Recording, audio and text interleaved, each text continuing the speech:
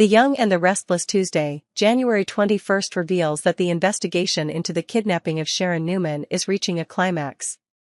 Nick Newman and Chance Chancellor, two characters who have had their own conflicts and different approaches to problems, are now teaming up on a dangerous mission.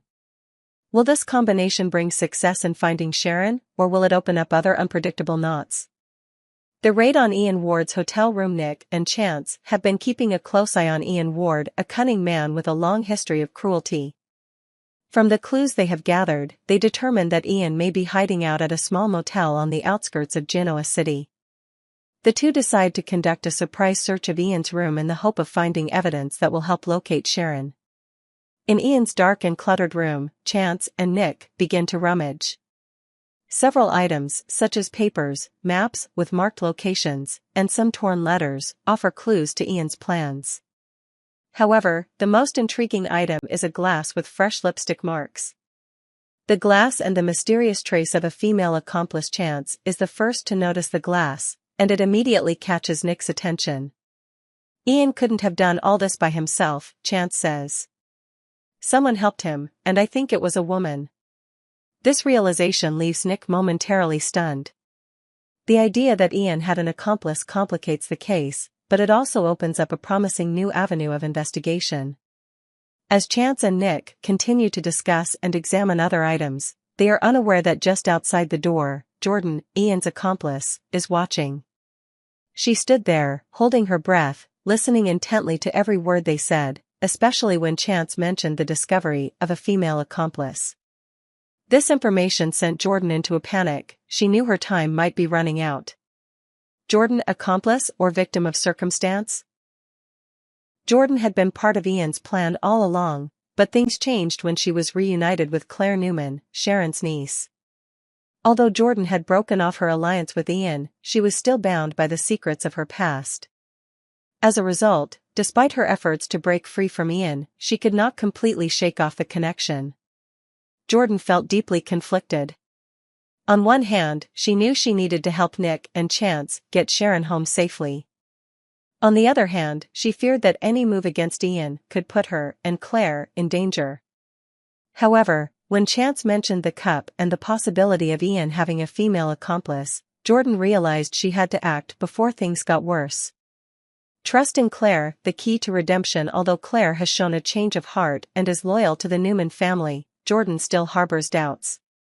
If Claire is really on their side, Jordan thinks, why didn't my niece warn me sooner?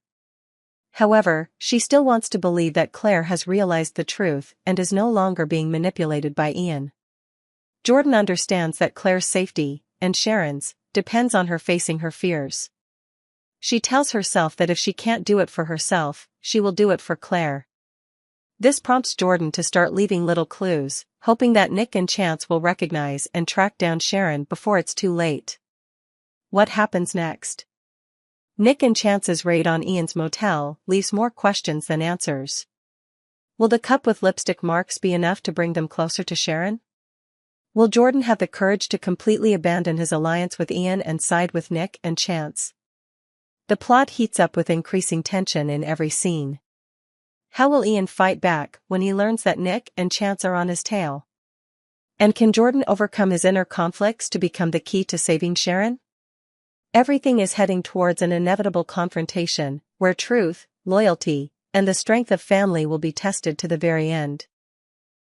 The dim lighting in Ian Ward's hotel room creates an oppressive atmosphere, as if every corner of the place holds dark secrets. Nick Newman stands silently in front of a glass with fresh lipstick marks. He frowns, clenches his fists, and feels both angry and uneasy as he realizes that Ian is not alone in this conspiracy. Chance Chancellor touches the glass, turning it under the light to examine it more closely. Lipstick, he says, his voice quiet but firm. Ian had an accomplice, and it was a woman. The words rang out in the room like the toll of a storm approaching. Nick turned to Chance, his eyes tense. Jordan was not one to be cowed. She knew she had to think faster than Chance and Nick, but right now, everything seemed to be against her. For a split second, an idea flashed through her mind. If I could distract them or make them believe Ian was somewhere else, she bit her lip, her mind struggling to save herself and do the right thing. But then, a small sound echoed down the hallway, startling Jordan. The hotel room door creaked as the wind blew through the unlocked door. She quickly backed away, but not before Nick's eyes accidentally darted toward the door. In that moment, the two of them, the one inside and the one hiding outside, met through the small gap. Nick lunged toward the door like a wolf that had just spotted prey. "There's someone here," he shouted. Jordan panicked, running down the hallway, her heels clicking loudly in the empty space. But in a flash, she turns back, her eyes flashing with defiance. "If you think you can stop Ian, you're fooling yourself." Chance runs out with Nick, but Jordan has disappeared into the darkness, like a ghostly shadow. They're left with an empty hallway and the biggest question ever: who is this woman? And why does she seem so scared and defiant? The Young and the Restless is moving toward a climax, with the plot surrounding the kidnapping of Sharon Newman.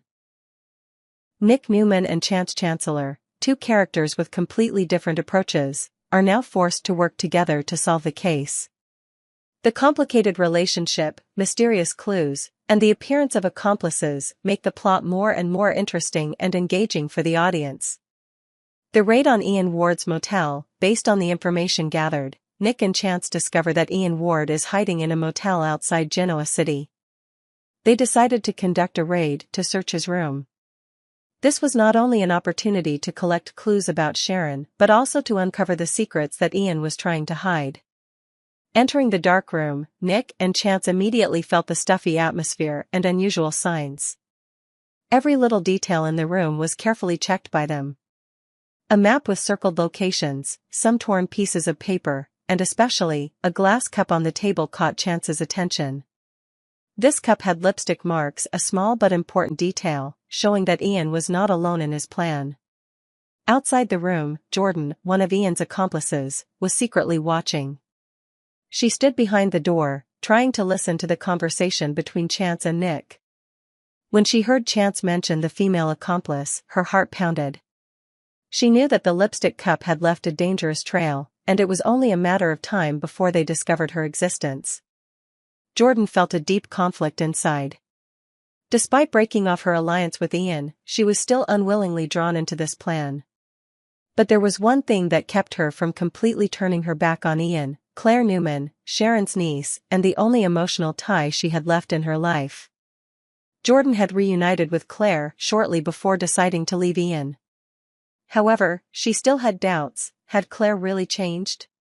She had seen Claire manipulated by Ian, and Claire's return to the Newman family had not completely reassured her. Despite her doubts, Jordan still wanted to believe that Claire had realized the truth. If Claire is on their side, maybe I should be too, Jordan told herself. That thought led her to start leaving little clues for Nick and Chance, hoping that they would find Sharon before it was too late. As Nick and Chance continued to rummage through the room, a small noise came from outside. Nick quickly stepped out the door, his eyes scanning the hallway. For a split second, he caught sight of a figure lurking at the end of the hallway. Not missing the opportunity, Nick shouted, "There's someone here." Jordan knew she had been discovered, and immediately ran. Her shoes echoed in the silence, but not before she turned back to look at Nick over her shoulder. "You think you can take Ian? He'll always be one step ahead of you." The statement, though defiant, carried a hidden fear. The details surrounding the kidnapping of Sharon Newman are heating up the plot of The Young and the Restless. Each character is torn between the truth, loyalty, and personal secrets. Will Nick and Chance find Sharon in time? Will Jordan continue to help or turn back to Ian? And most importantly, does Ian Ward really hold all the cards in his hand? Only time will tell, and audiences are eagerly waiting for every moment to witness the explosive plot. The Young and the Restless continues to take viewers on a thrilling and unpredictable journey as the Newman family plots to take down Jordan.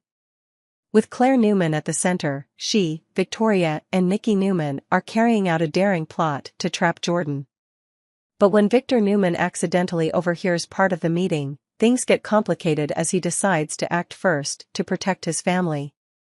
Secret meeting, The first plan. Victoria Newman walks into the meeting room where Nikki and Claire are already seated, determination shining in their eyes. While everyone in the room has their own motives, they all share a common goal: to find a way to deal with Jordan, who they believe is a major threat. Victor Newman. The listener in the dark. While the three Newman women discuss their plans, Victor Newman, the head of the family, happens to pass by and overhears part of the conversation. Even though he didn't know all the details, he grasped the gist. A plot was being hatched against Jordan, and it could endanger everyone involved. Victor, fiercely protective of his family, decided not to stand aside. If they're planning something against Jordan, I have to be one step ahead, he thought, his sharp eyes shining with determination.